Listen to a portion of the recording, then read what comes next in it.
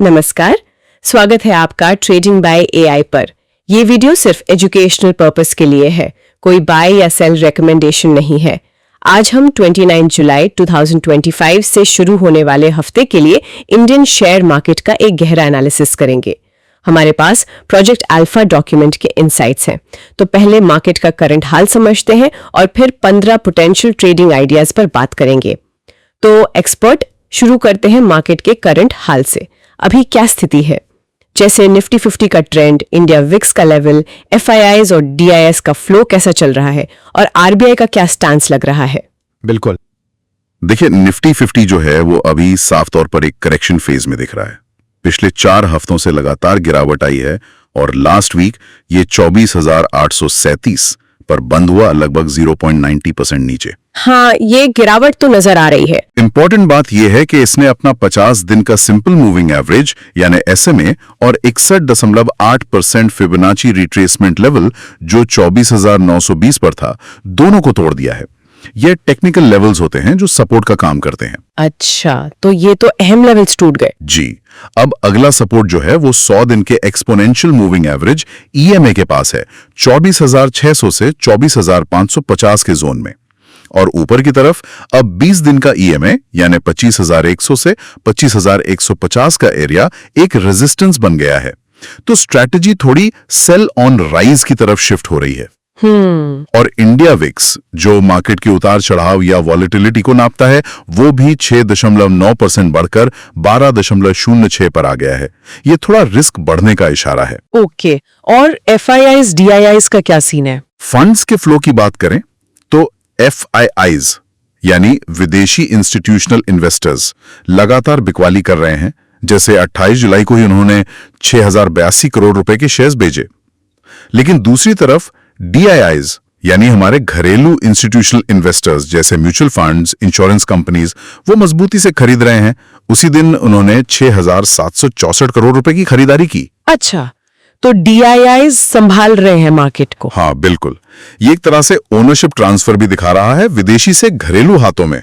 तो domestic level पर conviction है, पर ग्लोबल थोड़ी सावधानी है एफआईआईज की तरफ से। अगर एफआईआई सेलिंग कम होती है तो एक कॉइल्ड स्प्रिंग इफेक्ट आ सकता है, मार्केट तेजी से ऊपर जा सकता है। इसलिए वो 24,550, 24,600 का सपोर्ट लेवल बहुत इंपॉर्टेंट है।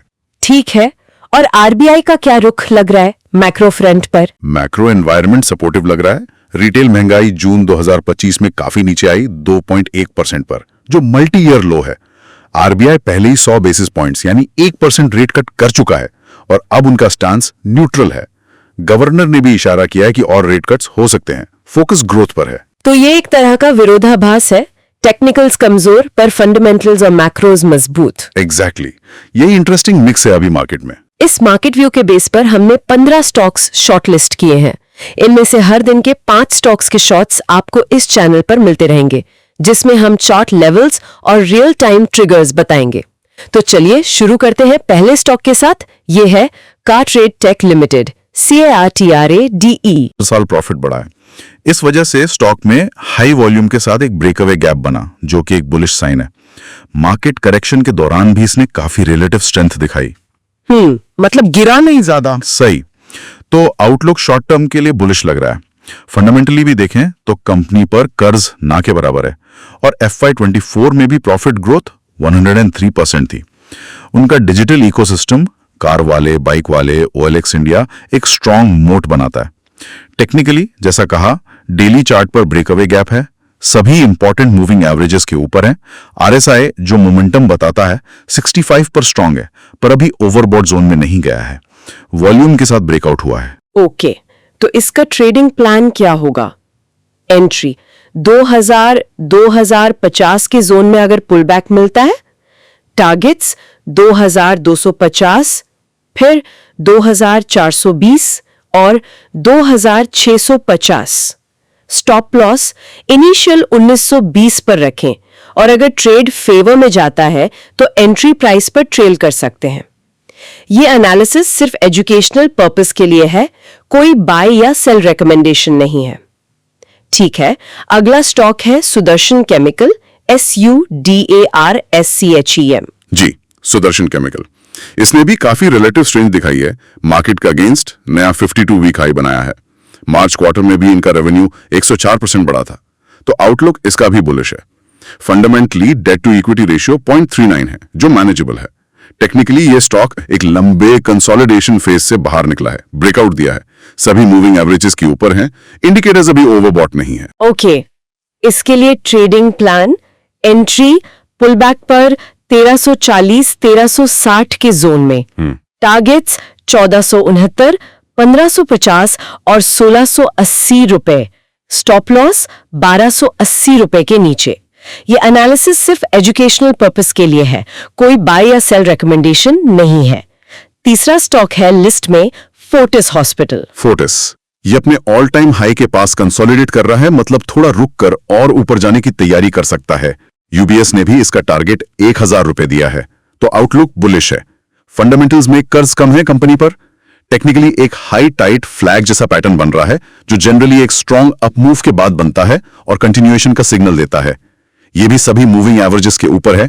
आरएसआई 63 पर स्ट्रॉन्ग है। Right. Trading plan for Fortis, entry 855-860 की रेंज में, लेकिन कंफर्म करें जब 855 के ऊपर कंसिस्टेंटली क्लोज हो। टारगेट्स 910, 965 और 1000। स्टॉप लॉस 825 रुपए। यह एनालिसिस सिर्फ एजुकेशनल पर्पस के लिए है, कोई बाय या सेल रिकमेंडेशन नहीं है। चौथा स्टॉक है टोरेंट फार्मा, TONTP फार्मा। इनके Q1 रिजल्ट स्ट्रॉन्ग थे और इन्होंने हाल ही में जेबी केमिकल्स को अक्वायर करने का अनाउंस किया है। इसके बाद स्टॉक ने ऑल टाइम हाई बनाया है। रिलेटिव स्ट्रेंथ बहुत ही जबरदस्त है। आउटलुक डेफिनेटली बुलिश है। फंडामेंटली रिकॉर्ड सेल्स हैं, रिटर्न ऑन इक्विटी भी अच्छा है। टेक्निकली काफी महीनों के कंसोलिडेशन से ब्रेकआउट हुआ है और वॉल्यूम भी स्ट्रॉन्ग था ब्रेकआउट के टाइम। Got it. इसका ट्रेडिंग प्लान, एंट्री 3600 3615 रुपीस की रेंज में, टारगेट्स 3880 4050 और 4200। स्टॉप लॉस 3480 रुपीस पर। यह एनालिसिस सिर्फ एजुकेशनल पर्पस के लिए है, कोई बाय या सेल रिकमेंडेशन नहीं है। पांचवा स्टॉक है श्याम मेटालिक्स, SH मेटल। श्याम मेटालिक्स, इसका केस प्राइमरीली टेक्निकल है। वीकली चार्ट पर एक classic cup and handle pattern का ब्रेकआउट हुआ है। यह एक बहुत स्ट्रॉन्ग बुलिश पैटर्न माना जाता है और ब्रेकआउट अच्छे वॉल्यूम के साथ हुआ है, तो आउटलुक बुलिश है। फंडामेंटली अच्छी बात यह है कि कंपनी डेट फ्री है। टेक्निकली पैटर्न ब्रेकआउट कंफर्म हो गया है। Okay. Trading plan for Shyam Metalics, entry 965 975 rupees के जोन में, टारगेट्स 1100 1180 और 1250। स्टॉप लॉस 920 रुपीस के नीचे। ये एनालिसिस सिर्फ एजुकेशनल पर्पस के लिए है, कोई बाय या सेल रिकमेंडेशन नहीं है। अब आते हैं सिप्ला पर। सिप्ला ये एक डिफेंसिव फार्मा स्टॉक है। Q1 परफॉर्मेंस ठीक ठाक रही थी। अभी ये अपनी लॉन्ग टर्म मूविंग एवरेजेस के पास सपोर्ट लेने की कोशिश कर रहा है, तो आउटलुक कॉशियसली बुलिश है, मतलब रिवर्सल का वेट करना होगा। फंडामेंटल्स तो स्ट्रांग हैं ही। टेक्निकली एक बेस फॉर्मेशन के साइंस हैं। RSI न्यूट्रल जोन में है। ओके। इसका ट्रेडिंग प्लान, एंट्री 1560 1575 रेंज में, पर एंट्री तभी कंफर्म होगी जब 1580 के ऊपर एक डिसाइसिव क्लोज मिले। टारगेट्स 1650 1702 और 1770। Stop loss 1520। ये एनालिसिस सिर्फ एजुकेशनल पर्पस के लिए है, कोई बाय या सेल रिकमेंडेशन नहीं है। सातवां स्टॉक है HDFC life, HDFC LIFE। HDFC life, इसके भी Q1 रिजल्ट्स काफी स्ट्रांग आए थे। एनालिस्ट रिकमेंडेशंस भी पॉजिटिव हैं इसके लिए। आउटलुक कॉशियसली बुलिश है। फंडामेंटली वैल्यूएशन थोड़ा हाई रहता है इस सेक्टर में, पर ग्रोथ प्रोस्पेक्ट्स अच्छे हैं। टेक्निकली ये भी कंसोलिडेट हो रहा है और की मूविंग एवरेजेस के पास सपोर्ट है। राइट। इसका ट्रेडिंग प्लान, एंट्री 760 765 की रेंज में कंसिडर कर सकते हैं। कंफर्मेशन 770 के ऊपर क्लोज होने पर मिलेगी। टारगेट्स 825 850 और 880।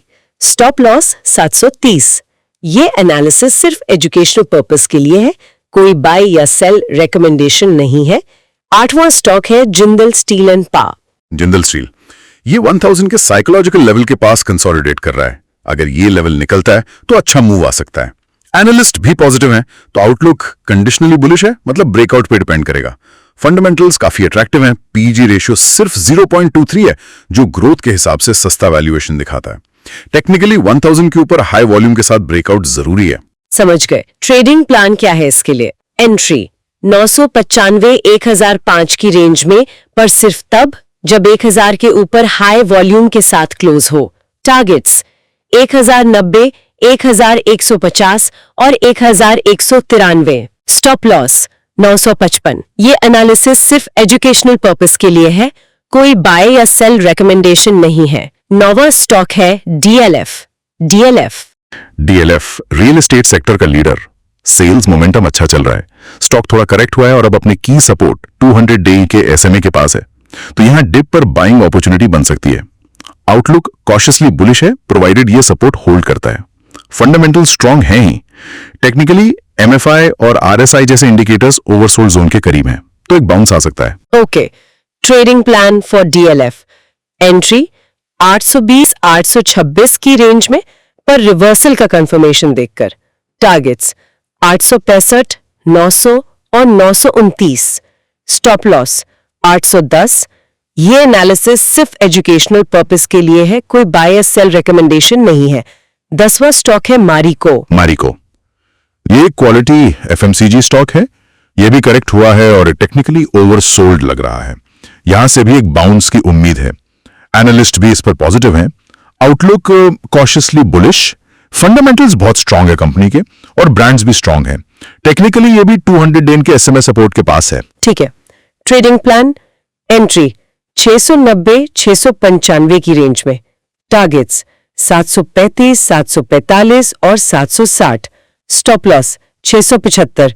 ये एनालिसिस सिर्फ एजुकेशनल पर्पस के लिए है, कोई बाय सेल रिकमेंडेशन नहीं है। 11वां स्टॉक है नेशनल एल्यूमिनियम या नाल्को। ये एक मेटल पीएसयू है। चार्ट पर स्ट्रॉन्ग पैटर्न दिखा रहा है। कई एनालिस्ट इसको रेकमेंड कर रहे हैं। आउटलुक बुलिश है और इसके फंडामेंटल्स बहुत अट्रैक्टिव हैं। पीई रेशियो सिर्फ 6.47 है। कंपनी डेट फ्री है और डिविडेंड यील्ड भी काफी अच्छा है, 5.31%। Technically stock strong up trend में है। वाओ, फंडामेंटल्स तो काफी स्ट्रॉन्ग लग रहे हैं। Trading plan. एंट्री 194-199 की रेंज में। टारगेट्स 205, 220 और 235।